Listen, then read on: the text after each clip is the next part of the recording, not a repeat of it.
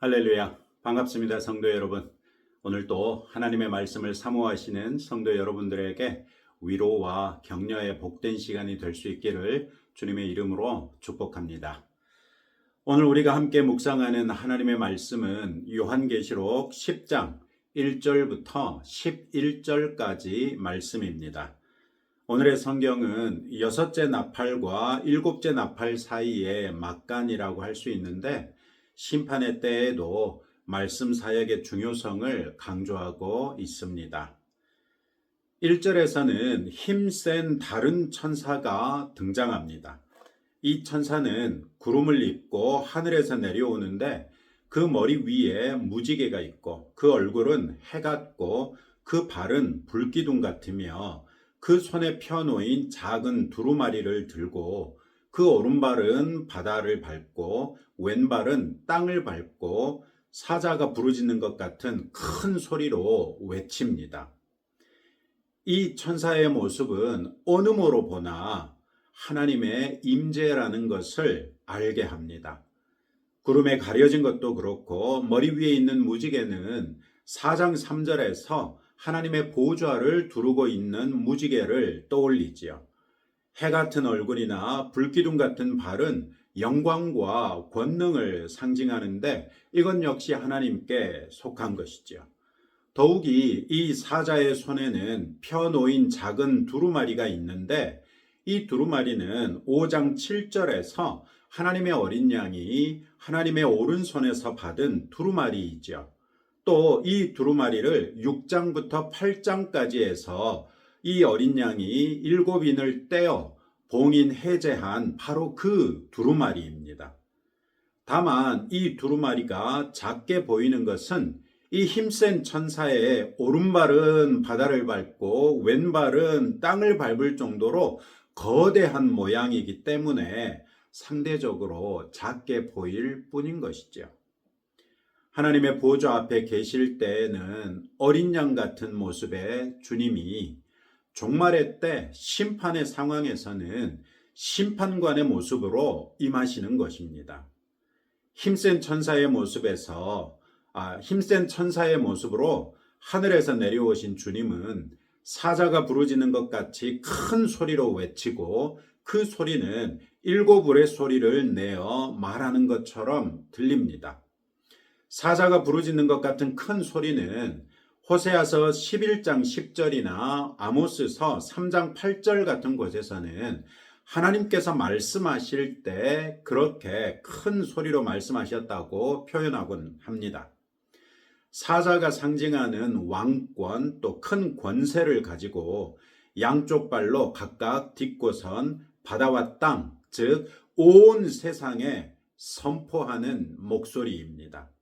그 소리가 7울의 소리 같은 것은 시편 29편이 강조하고 있는 하나님의 위대하시고 초월적인 모습의 한 가지 모습이고, 그 말씀이 듣는 사람들의 간담을 녹일 무시무시한 내용이라는 것이 그 우레소리라는 것을 통해 알 수 있는 것이지요.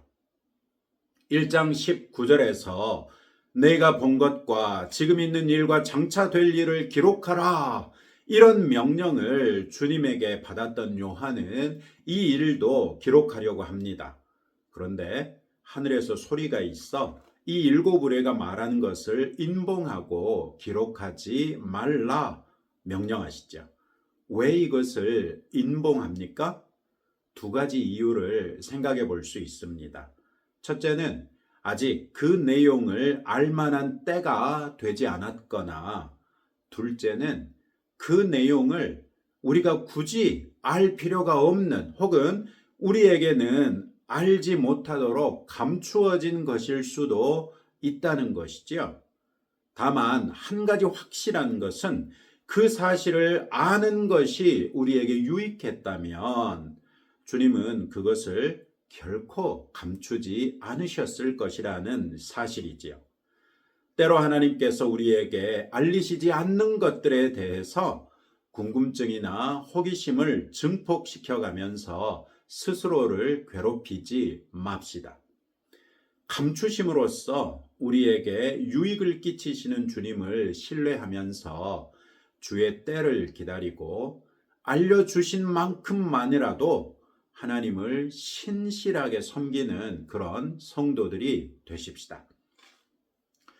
그러나 이 천사는 하늘을 향하여 오른손을 들고 영원하신 창조주이신 하나님을 가리켜 맹세하며 이르기를 지체하지 아니하리니 일곱째 천사가 소리내는 날 그의 나팔을 불려고 할 때에 하나님이 그의 종 선지자들에게 전하신 복음과 같이 하나님의 그 비밀이 이루어지리라. 이렇게 선언합니다. 이 말로써 우리는 인봉된 일곱 우레가 말한 것이 지체되지 아니한다는 것, 하나님의 그 비밀과 연관되어 있다는 것, 일곱째 천사가 나팔을 부는 순간에 이루어진다는 것, 이런 것들을 알 수 있습니다.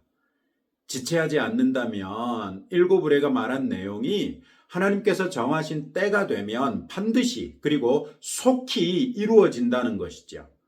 그런데 그 내용이 하나님의 그 비밀과 연관되어 있습니다. 이때 단순히 하나님의 비밀 이렇게 말하지 아니하고 하나님의 그 비밀 이렇게 말합니다. 그리고 하나님이 그의 종 선지자들에게 전하신 복음과 같이라는 말이 그 비밀에 대한 힌트를 제공해 주지요. 이로써 우리는 그 비밀이 하나님께서 창세전에 택하신 백성을 다 구원하시는 것을 가리키는 것임을 알 수 있지요.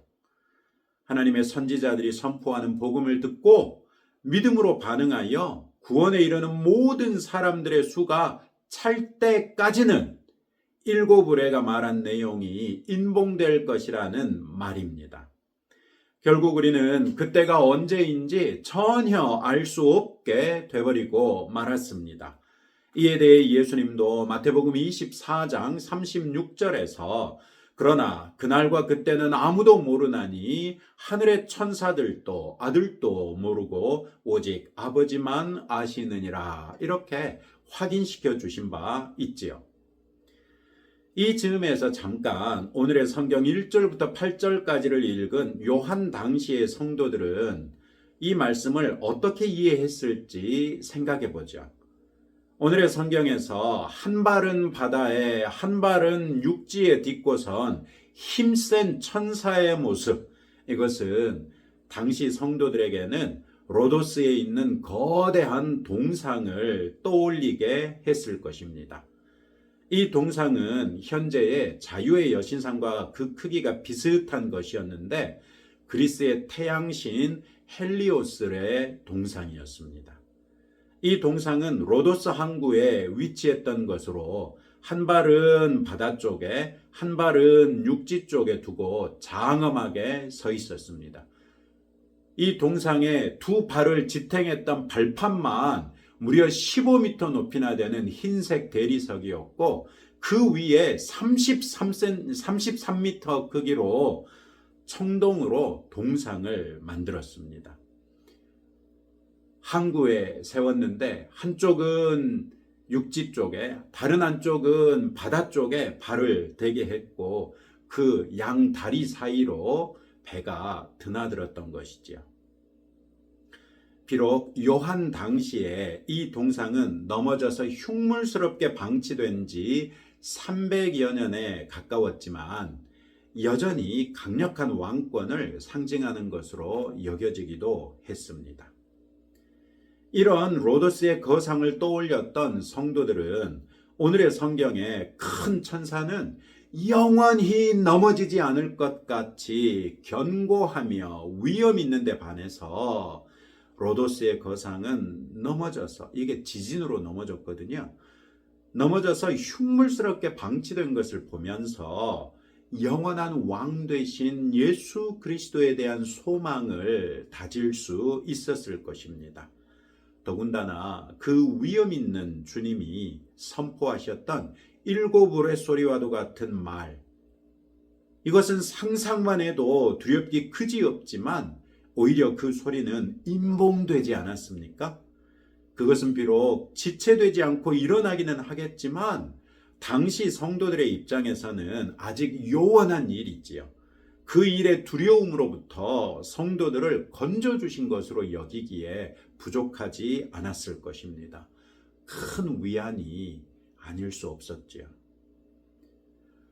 이어서 8절에서 또 하늘의 음성이 다시 들리며 그 천사의 손에 펼쳐진 채 놓여있는 두루마리를 요한에게 가지라 이렇게 명령하고 또 그것을 갖다 먹어버리라 이렇게 명령합니다. 그것이 요한의 입에는 달지만 배에는 쓸 것이라고 하고 요한이 그 두루마리를 먹었을 때 정말 그의 입에는 달았으나 그의 뱃속에 들어가서는 썼습니다. 이때 다시 하늘에서 들리는 음성이 요한에게 내가 많은 백성과 나라와 방언과 임금에게 다시 예언하여야 하리라 이렇게 말씀하시지요. 앞에서도 말했던 것처럼 이 두루마리는 하나님의 어린 양에 의해 7인이 다 떼어져서 지금은 펼쳐진 것이죠. 그리고 거기에 기록된 내용은 심판과 징계의 무시무시한 내용이었습니다. 그 두루마리를 요한이 먹고 나서 많은 백성과 나라와 방언과 임금에게 다시 예언해야만 했다는 것입니다. 그렇다면 이 두루마리를 먹을 때 입에서 달았던 것은 그 내용이 성도인 요한에게는 마치 무수한 순교자들이 기도로서 하나님께 아뢰던 것처럼 하나님의 공의를 이루시는 것이기 때문에 요한의 입에는 달게 느껴질 수 있었을 것입니다. 우리 성도들에게 하나님의 말씀이 이루어진다는 것이 어찌 달지 않을 수 있겠습니까? 뱃속에서 쓴 것은 무엇 때문입니까? 자기가 먹은 두루마리에 기록된 것을 많은 백성과 나라와 방언과 임금에게 선포해야 한다고 생각해 보십시오. 얼마나 두렵지 않겠습니까? 때로는 요나처럼 망해도 싸고 반드시 심판받아야만 마땅한 사람들에게도 선포할 수밖에 없을 것이고 때로는 할 수만 있으면 구원하고자 하는 사람들에게도 선포할 수밖에 없습니다. 단순히 선포하는 것만으로 끝낼 수도 없지 않습니까? 자신이 선포한 일들이 반드시 이루어질 것을 알고 있다면 그 말씀에 합당하게 살면서 그 메시지를 들은 사람들에게 어떻게 살아야 하는지 본도 보여주어야만 하지 않겠습니까? 이런 모든 일들은 결코 달디 단 그런 일일 수는 없지요. 사도 바울을 보십시오. 우리 그리스도인들에게 본이 되기 위해서 또 많은 믿지 않았던 이방인들에게 본이 되는 그리스도인으로 살기 위해서 40에서 하나 감한매를 5번이나 맞았고 태장도 3번이나 당했고 무수히 많은 죽음의 고비들을 넘겼다고 했는데 그 인생이 어찌 쓴 인생이라고 하지 않겠습니까? 10장에서는 하나님께서 6 나팔 소리를 다 울리신 후에 두려움 중에도 7째 나팔 소리를 기다리고 있는 성도들에게 잠깐의 여유를 허락하십니다. 하늘로부터 내려오셔서 바다와 땅에 각각 한 발씩을 딛고 견고하게 서신 주님의 위엄과 영광과 권세를 보여주심으로써 당시 강력한 왕권으로 성도를 박해하던 로마 제국이 견고한 동상처럼 오래 갈 것 같아도 결국은 로도스의 거상처럼 흉물스럽게 쓰러지는 때가 반드시 올 것을 말씀하십니다. 그렇게 성도를 위로하시고 그 믿음을 더욱 견고하게 다독이신 다음에 주님은 성도들에게 두루마리를 먹어라 이렇게 명령하십니다. 복음과 심판의 메시지를 모든 나라와 백성과 임금들에게 선포해야 한다는 것입니다. 주님이 마태복음 24장 14절에서 이 천국 복음이 모든 민족에게 증언되기 위하여 온 세상에 전파되리니 그제야 끝이 오리라 이렇게 말씀하셨던 것처럼 우리가 부지런히 복음을 전해 하나님께서 구원하시기로 택하신 모든 백성이 다 구원에 이르고 인치실 모든 성도들에게 인이 쳐지고 마침내 하나님의 그 비밀이 온전히 이루어져야만 한다는 것입니다. 그 책임이 우리에게 있다는 것입니다.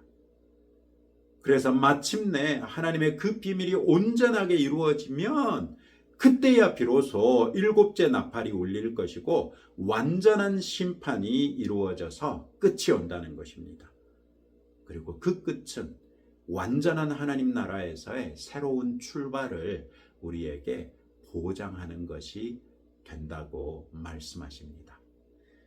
지금 우리가 살고 있는 교회 시대가 바로 여섯째 나팔이 이미 울렸으나 일곱째 나팔은 아직 울리지 않은 그런 때이지요.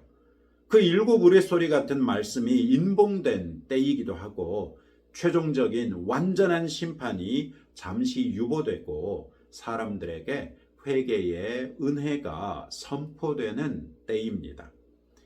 그러면 성도된 우리는 무엇을 해야 하겠습니까?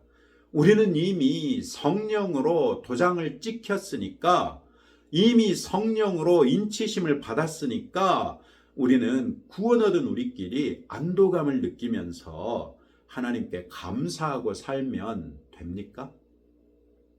우리가 이렇게 산다면 이 황금 같은 회개의 때를 허비하는 사람이라고 할 수 있지 않겠습니까?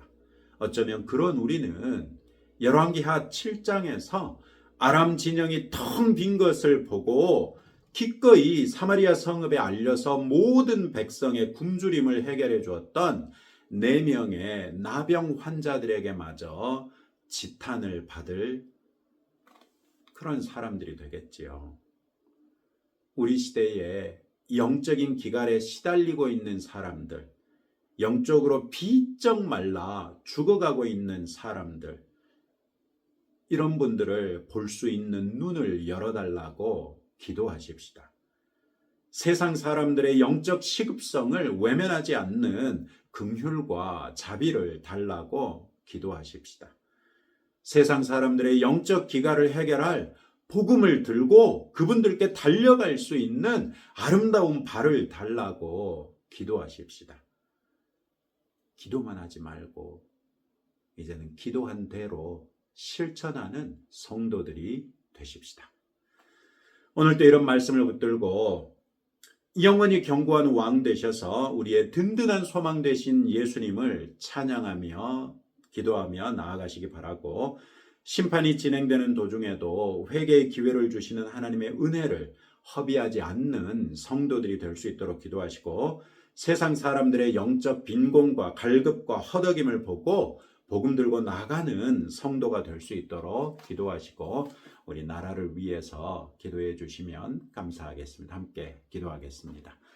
하나님 아버지, 감사합니다. 참으로 우리 주 예수 그리스도께서 영원히 견고한 왕이 되셔서 우리의 든든한 소망 되심을 감사드리며, 그 주님 또 그 영광의 하나님께 감사와 찬송과 존귀와 영광을 올려드립니다. 주님 홀로 영광받아 주옵소서. 심판이 진행되는 도중에도 회개의 기회를 주시는 하나님의 은혜를 허비하지 않는 성도들이 되기를 원합니다. 주님, 우리들의 눈을 열어주셔서 영적인 기갈에 죽어가는 사람들의 시급한 필요를 볼 수 있게 하옵소서. 그분들을 향하여 긍휼과 자비의 마음이 샘솟게 하시고, 우리가 떨쳐 일어나 복음 들고 그분들에게 달려나갈 수 있는 아름다운 발을 가질 수 있도록 은혜 베풀어 주옵소서. 또한 아버지 하나님, 우리가 우리 나라를 위하여 기도할 때마다 성령 하나님께서 무엇을 위하여 간구해야 할지 깨달아 알게 하시고, 내 생각으로 기도하는 것이 아니라, 나의 정치적인 편향성을 가지고 기도하는 것이 아니라, 성령 하나님께서 이 시대에 우리에게 원하시는 것을 위하여 기도하며 나아가므로 하나님의 뜻을 이루는 주의 자녀되게 하옵소서. 예수님 이름으로 기도합니다. 아멘. 이제 여러분들의 기도 제목들 가지고 하나님 앞에 나아가실 때 하나님께서 들으시고 응답해 주실 것입니다.